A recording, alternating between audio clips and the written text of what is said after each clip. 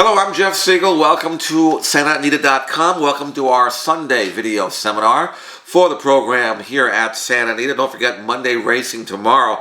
Today's program, well, you got to pick our spots. There are a few races here that I'm going to pass, including the first and second races. Don't really have a great feel for either race. The first race is a mile claiming event, and I don't really like anything in the first race. The number one horse, Straight to Midnight, hasn't been out. He's certainly good enough to win on his best day. A little bit of a layoff kind of concerns me. So no real feel for the first. 5-horse field in the second race, an allowance race for Calbreds. Chilokeen, the bottom horse, number 5 in your program, 7-5 on the morning line. Looks logical, but again, no value here. So I'm going to pass the first two races and see if we can start stringing together some rolling daily doubles and pick threes, starting with the third. So let's go to the third. And in the third race, I'm looking at a couple of horses here. Number 3, Buyer's Remorse. Also number 5, California Soldier. You can play them in an exacta box, and I would certainly play them both in any rolling exotics you might be playing.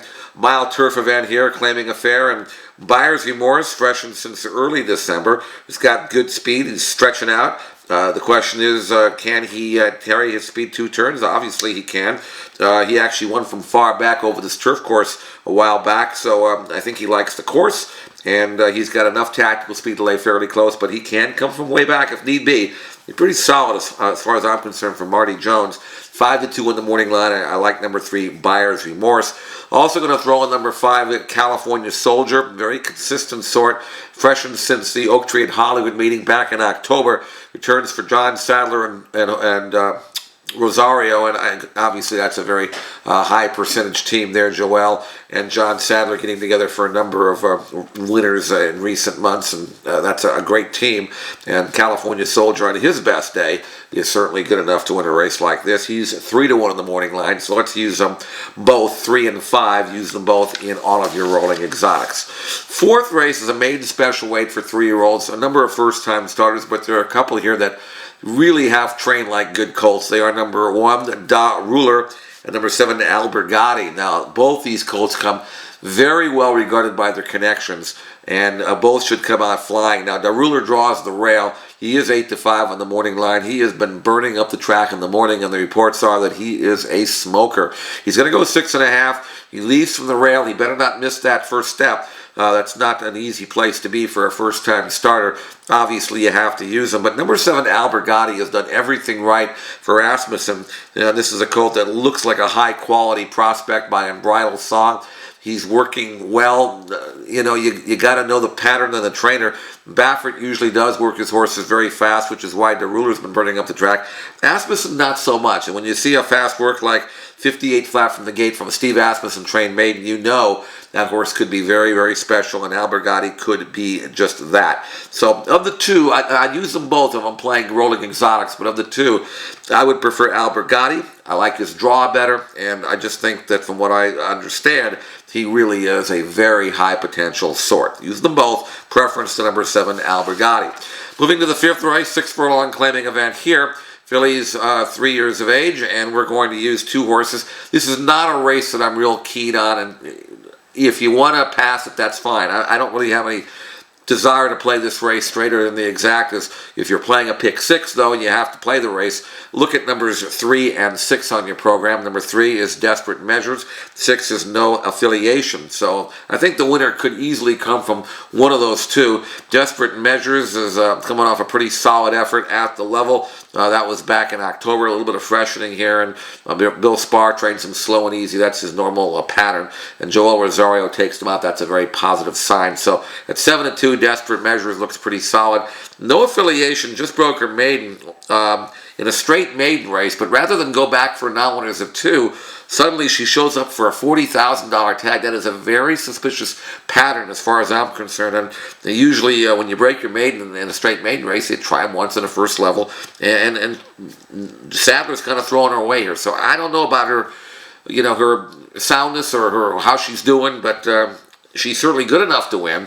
And if you're playing her, maybe you want to protect with her, but that's scary to me. So that's another reason why I'm not real keen on the 5th race. Moving on to the 6th race, kicks off the late pick 4, and we're going to use 3 horses here. 5, 6, and 7 on your program. Number 5 is Trip the Light, 6 is Sweet Southern Queen, 7 is Malusita. So mile event on the main track, fillies and mares in 12-5, and any one of these 3 horses can win. Trip the Light has a good recent form for Hollendorfer. She figures right in the thick of things. Sweet Southern Queen has been freshened a little bit since being claimed. Comes right back at the same claim level for Mike Mitchell. That's a powerful angle for him. And Talima, who's his main guy now, takes him out. That's good. And Malusita is a horse of Sal Gonzalez, but gets Joel Rosario, and that's maybe enough for me to throw her in.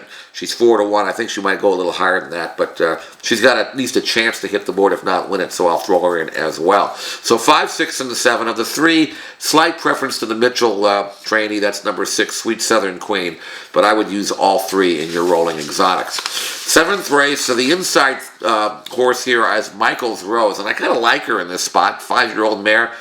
Trained by Neil Drysdale. She's been there or thereabouts in all of her recent starts. She's been training well, gets that lovely inside draw. P-Val rides her back, and she's 5-1 in the morning line. That's, to me, a very sound investment there with Michael's Rose. You got to use her somewhere in your exotics. She's by no means a single, though, because I think at number 3, Andina, the Irish bred in Ben Cecil's barn, and also number 6, Himera from the Hollendorfer barn also have credentials to win. So if you're playing an exacta or trifecta, look at numbers 1, 3, and 6. I like Michael's Rose on top because of the price. But Andina, who's been freshened since July, comes back for Ben Cecil, coming out of the American Oak, so she's certainly has some quality. And then Himera, who is just a very genuine and consistent filly, she's got to be thrown in there as well. So 1, 3, and 6, preference to number 1, Michael's Rose. I think P-Val will have her either on the lead or right in the thick of things throughout, saving ground, ready to pounce, and I think she's ready for her best race.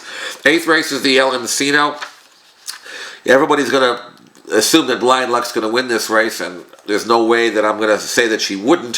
At 4-5, however, there's not a lot of value there, and while she is the best filly in the race, there's no getting around that. She does have to come from last on a dirt track that's been favoring speed, so you put all that together, and maybe she might be a tad vulnerable at a very short price. And if she is, take a look at Malibu Pier, number 3. She is a really lightly raced but very much improved filly in Carla Gaines' barn. I loved her win 2 races back, 2 turning on the dirt. Last time in the La Brea, she didn't break all that well, steadied at the start, shuffled back, made a good solid mid-race move, got into contention, kept to her task and finished second, has come back and trained really well. I think that Malibu Pier is going to run the race of her life. Is it good enough to beat Blind Luck? Who knows? We'll find out. But I do think that Malibu Pier is definitely worth using in your exotics, and with a little bit of luck, she gets there first at a decent price to beat the favorite. But if Blind Luck wins, more power to her, that she is that good. 9th and final, we'll finish it off. We're going to use 2 horses here. They are numbers 1 and 10 on your program. Resplendently is the number 1. He hasn't been out now for a few months. Returns for Ray Bell, been training very well. He's got plenty of back numbers that could win. Problem is, this is a 5.5 furlong sprint, and he has to lead from the rail. He's not used to showing that much intense gate speed, but he's fresh, and I'm sure they'll let him roll out of there, and hopefully he'll break with his field, get up inside, and be right in the thick of things. I think he's the one to beat, number 1, Resplendently, but I'm also going to throw in the firster, kind of a stranger danger horse, number 10, and this is a Richard Mandela trained maiden, Naturaliste, and the works are good enough to give him a chance in a very easy spot here. Maiden 20, this is the bottom of the barrel, and Naturaliste, if he runs to his works, he can run with these horses, and he's worth throwing in at 9-2 on the morning line. So pretty good exacta there, 1 and 10, Resplendently and Naturaliste, and use them both in all of your rolling exotics. It wraps it up for Sunday's program right here on SantaAnita.com. Don't forget Monday Racing tomorrow, special Martin Luther King program. We'll talk to you then. Best of luck today at Santa Anita.